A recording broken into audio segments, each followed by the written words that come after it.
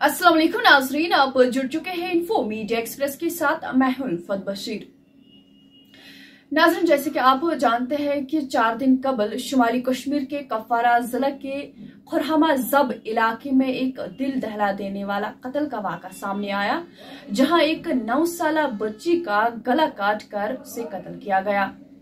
नाज़रीन, आपको बता देते हैं कि कातिल ने मासूम बच्ची का गला काट कर उसकी लाश को शेड में फेंक दिया था, जिसके बाद लाश का पोस्टमार्टम किया गया।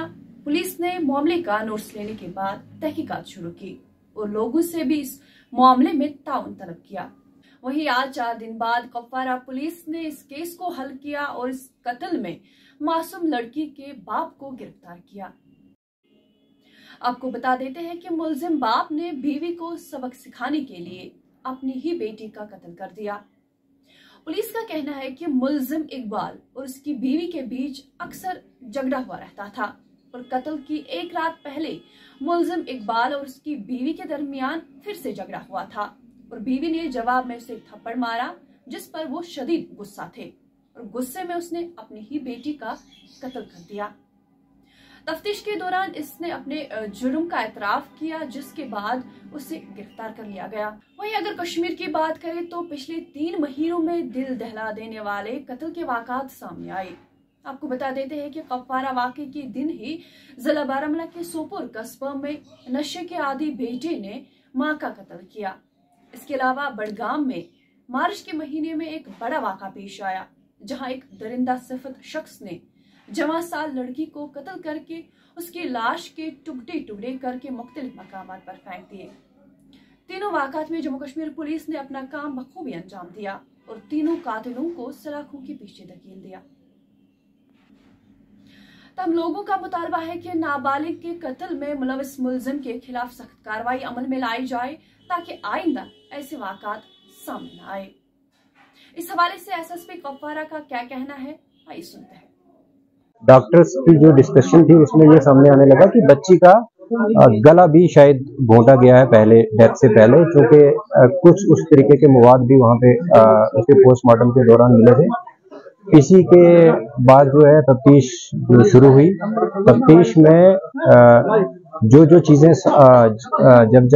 जो हालात थे वहाँ पे और जो वाक़ात थे उनके मद्देनजर रखते हुए फैमिली जो है वो प्राइम सस्पेक्ट जो है वो उभर के सामने आने लगी। जब फैमिली मेंबर को भी सेपरेटली क्वेश्चनिंग की गई और जब क्रॉस क्वेश्चनिंग हुई, उसमें से मोहम्मद इकबाल जो कि उस बच्ची का फादर है, वो हमारा प्राइम सस्पेक्ट और प्राइम अक्यूज बन के सामने आया और ये पता चला कि उसने ही अपनी बच्ची को पहले गला घोंट के उसको गाड़ी में, जो उस सुमो का ड्राइवर है वो, उस गाड़ी में उसका कत्ल किया।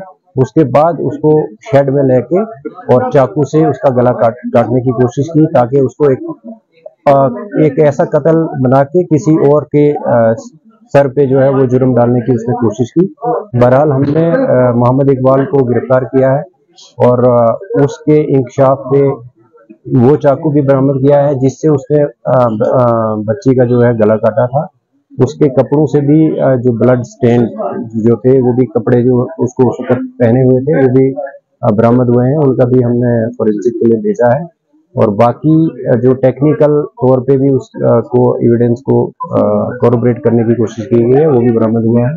और अभी तक सिर्फ एक ही अक्यूज्ड जो है वो तफ्तीश में सामने उभर के आया है, वो मोहम्मद इकबाल खटाना है, जो कि लड़की का बाप है, और उसको गिरफ्तार किया गया।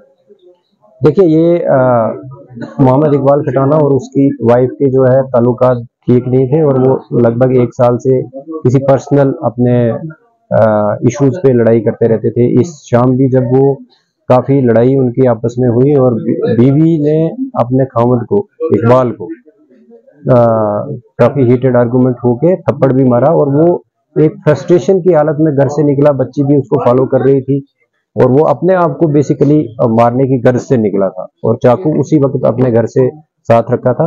लेकिन जो ही बच्ची उसको फॉलो की और साथ में गाड़ी में बैठी, तो वो अब बच्ची को भी मारने के पहले उसमें आ गया कि अब मैं बच्ची को भी खत्म करूंगा और फिर अपने आप को खत्म करूंगा।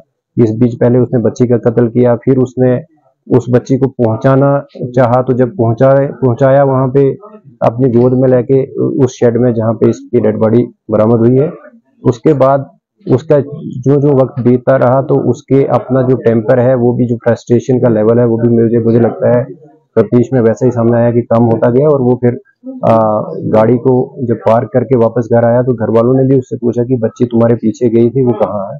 तो उसने एक और बहाना बना के कि मेरे साथ नहीं थी, और खुद पुलिस स्टेशन में आके रिपोर्ट की, और इसी बीच बच्ची की डेड बॉडी भी बरामद हुई।